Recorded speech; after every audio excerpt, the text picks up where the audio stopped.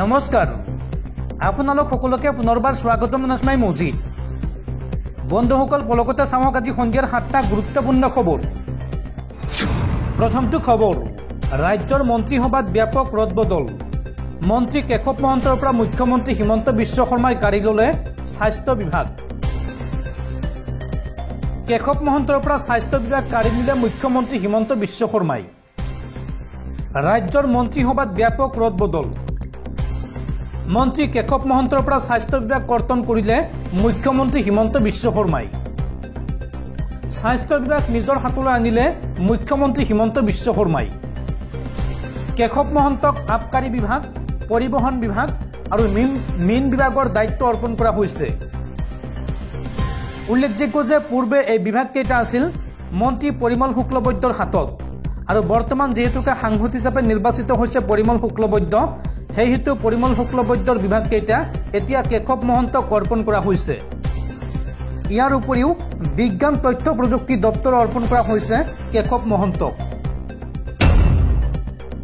পৰৱৰ্তী খবৰ সাৱধান ৰাজ্যবাসী ৰাজ্যত পুনৰ হ'ব মুখলধাৰ বৰষুণ অহা 20 জুন পৰ্যন্ত ৰাজ্যত বৰষুণৰ বাবে ৰেড এলাৰ্ট জাৰি কৰা হৈছে ৰাজ্যবাসীক সাৱধান হ'বলৈ আহ্বান জনালে বতৰ বিজ্ঞান কেন্দ্ৰই আপোনাৰ অঞ্চলত বৰষুণ কেনেকুৱা আপুনি জনাব পাৰে কমেন্ট বক্সত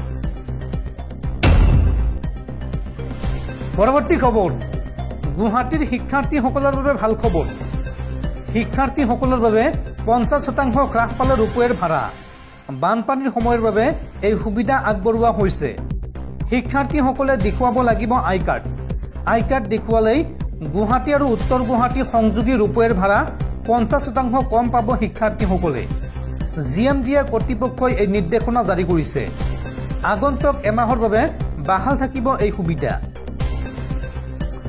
দৰ্শকসকল আৰু বহুত গুৰুত্বপূৰ্ণ খবৰ আছে তাৰ আগতে আপোনাক জনাও যে যদি আপুনি এতিয়ালৈকে এইটো ভিডিঅ'ত লাইক কৰা নাই তেন্তে এতিয়াই ভিডিঅ'টোত এটা লাইক কৰি দিয়ক আৰু এনেকুৱা ধৰণৰ ভিডিঅ'সমূহ নিতৌ চাবলৈ চেনেলটো সাবস্ক্ৰাইব কৰি কাষত থকা বেল আইকনটো প্ৰেছ কৰি ৰাখক পৰৱৰ্তী খবৰ শিৱসাগৰত নামঘৰৰ কাষত উদ্ধাৰ হৈছে এটা সোণৰ মূৰ্তি আৰু মূৰ্তিটোৰ লগতে কোনো অজ্ঞাত লোকে পেলাই থৈ গ'ল এখন চিঠি আৰু এই ঘটনাক লৈ সমগ্ৰ শিৱসাগৰত চাঞ্চল্য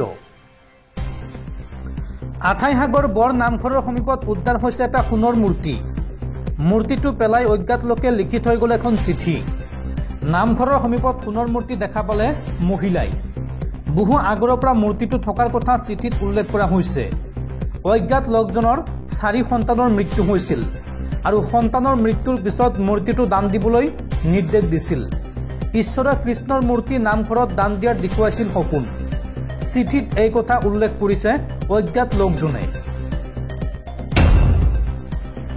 পৰৱৰ্তী খবৰ অসমৰ ফাইজান আহমেদৰ মৃত্যুৰ তদন্ত চিবিআইক দিবলৈ পশ্চিমবংগৰ মুখ্যমন্ত্ৰী মমতা বেনাৰ্জীলৈ জৰুৰী পত্ৰ মুখ্যমন্ত্ৰী ডক্টৰ হিমন্ত বিশ্ব শৰ্মাৰ উল্লেখযোগ্য যে 2022 চনৰ 14 অক্টোবৰত IIT খড়গপুৰৰ হোষ্টেলৰ কোঠাত উদ্ধাৰ হৈছিল তিনিচুকীয়াৰ ছাত্ৰ ফাইজান আহমেদৰ মৃতদেহ পৰৱৰ্তী খবৰ ৰাজ্যবাসীলৈ ভাল খবৰ এতিয়া আপুনি আৰু বিদ্যুতৰ বিল দিব নালাগে সম্পূৰ্ণ ফ্ৰী হ'ব আপোনাৰ বিদ্যুতৰ বিল এই সন্দৰ্ভত মুখ্যমন্ত্ৰী হিমন্ত বিশ্ব শৰ্মাৰ বৃহৎ ঘোষণা ৰাজ্যত আহি গ'ল নতুন আঁচনি আপুনি এতিয়াই কৰক এই আঁচনিত আবেদন বিদ্যুৎ মাচুলৰ বাবে আপুনি ভৰিব নালাগে ধন 85% পৰ্যন্ত ৰাহি হ'ব আপোনাৰ বিদ্যুতৰ বিল পূৰ্বে যদি আপোনাৰ বিল আহিছিল 100 টকা এতিয়া হ'ব মাত্ৰ 15 টকা বিনামূলীয়া বিদ্যুতক লৈ হিমন্ত বিশ্ব শৰ্মাৰ বৃহৎ ঘোষণা প্ৰধানমন্ত্ৰী সূৰ্যঘৰ বিজুলী যোজনাৰ অধীনত আপুনি লাভ কৰিব বিনামূলীয়া বিদ্যুৎ প্ৰতিটো ঘৰৰ ছাদত লগোৱা হ'ব সোলাৰ পেনেল লগাবলৈ চৰকাৰে দিব 1,30,000 টকাৰ ৰাজসাহায্য যাৰ জৰিয়তে উৎপাদন কৰিব পাৰিব আপুনি বিদ্যুৎ আৰু ইতিমধ্যে ৰাজ্যৰ 2 লাখ লোকে বিনামূলীয়া বিদ্যুতৰ বাবে কৰিছে আবেদন এই সোলাৰ পেনেল লগোৱাৰ পিছত ৰাহি হ'ব 85% বিদ্যুতৰ বিল তেন্তে আপুনি আজিয়ে আবেদন কৰক পিএম সূৰ্যঘৰ আঁচনিত যদি আপুনি বিনামূলীয়া বিদ্যুৎ বিচাৰে তেন্তে এই আঁচনিত আবেদন কৰক পৰৱৰ্তী খবৰ, ৰাজ্যত পুনৰ ভয়ংকৰ বানপানী। ৰাজ্যত হোৱা নেৰানেপেৰা বৰষুণৰ ফলত উফন্দি উঠিছে ৰাজ্যৰ কেইবাখনো নদী। ৰাজ্যত অব্যাহত আছে নেৰানেপেৰা বৰষুণ আৰু নেৰানেপেৰা বৰষুণৰ ফলত উফন্দি উঠিছে কেইবাখনো নদী। বছৰটোৰ দ্বিতীয়টো বানপানীৰ কবলত কৰিমগঞ্জ জিলাৰ লগতে আন কেইবাখনো জিলা। ভয়ংকৰভাৱে বৃদ্ধি পাইছে পুখিয়াৰা, লংগাই আৰু চিংলানৰ জলস্তৰ, যাৰ পৰিপ্ৰেক্ষিতত নৈপৰীয়া ৰাইজৰ মাজত হাহাকাৰ পৰিস্থিতি। পৰৱৰ্তী খবৰ, চুবুৰীয়া ৰাজ্য মণিপুৰৰ শেহতীয়া পৰিস্থিতিক লৈ দিল্লীত উচ্চস্তৰীয় বৈঠক। কেন্দ্ৰীয় গৃহমন্ত্ৰী অমিত শ্বাহৰ নেতৃত্বত অনুষ্ঠিত হয় এই বৈঠক আৰু এই বৈঠকত লোৱা হয় বৃহৎ সিদ্ধান্ত। কেন্দ্ৰীয় গৃহমন্ত্ৰী অমিত শ্বাহৰ পৌৰাহিত্যত দিল্লীত অনুষ্ঠিত হয় উচ্চস্তৰীয় বৈঠক। এই বৈঠকত উপস্থিত থাকে কেন্দ্ৰীয় গৃহ সচিব অজয় ভাল্লা, IB চিফ তপন ডেকা, সেনা প্ৰধান মনোজ পাণ্ডে আৰু পৰৱৰ্তী সেনা প্ৰধান উপেন্দ্ৰ দ্বিবেদী। লগতে সেনাৰ 3 কোৰৰ GOC HS শাহী উপস্থিত থাকে এই বৈঠকত। বৈঠকত উপস্থিত থাকে মণিপুৰৰ মুখ্য সচিব বিনীত যোশী, নিৰাপত্তা উপদেষ্টা কুলদীপ সিং, DGP ৰাজীৱ সিং উপস্থিত থাকে। লগতে উপস্থিত থাকে আছাম ৰাইফলছৰ সঞ্চালক প্ৰধান প্ৰদীপ চন্দ্ৰন নায়াৰো। আৰু ৰাজ্যখনত হিংসাত্মক ঘটনাক প্ৰতিৰোধ কৰিবলৈ নিৰ্দেশ দিয়া কেন্দ্ৰীয় গৃহমন্ত্ৰী অমিত শ্বাহে। লগতে এই ৰাজ্যখনত অতিৰিক্ত নিৰাপত্তা বাহিনী মোতায়েনৰ নিৰ্দেশ দিছে গৃহমন্ত্ৰী অমিত শ্বাহে।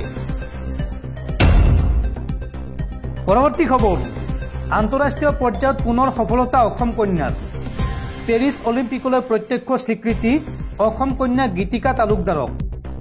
অলিম্পিকৰ বাতৰি পৰিৱেশন কৰিব অসম কন্যা তথা ক্ৰীড়া সাংবাদিক ফটোগ্ৰাফাৰ গীতিকা তালুকদাৰে।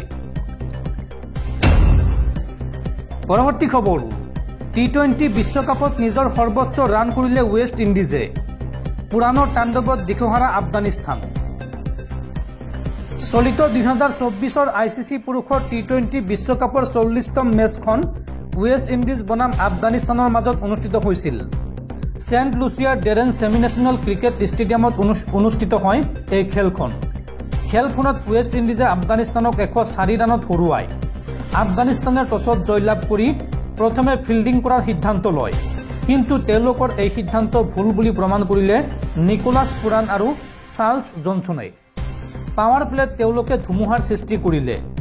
নিৰ্ধাৰিত 20 অভাৰত 5টা উইকেট হেৰুৱাই 218 ৰান সংগ্ৰহ কৰে ৱেষ্ট ইণ্ডিজে আৰু ইয়াৰ প্ৰত্যুত্তৰত আফগানিস্তানৰ ইনিংছ 114 ৰানতে সমাপ্ত হয়। খেলখনৰ মেন অৱ দ্য মেচ হিচাপে নিৰ্বাচিত হয় নিকোলাছ পুৰাণ। নিকোলাছ পুৰাণে মাত্ৰ 2 ৰানৰ বাবে শতক বঞ্চিত হয়।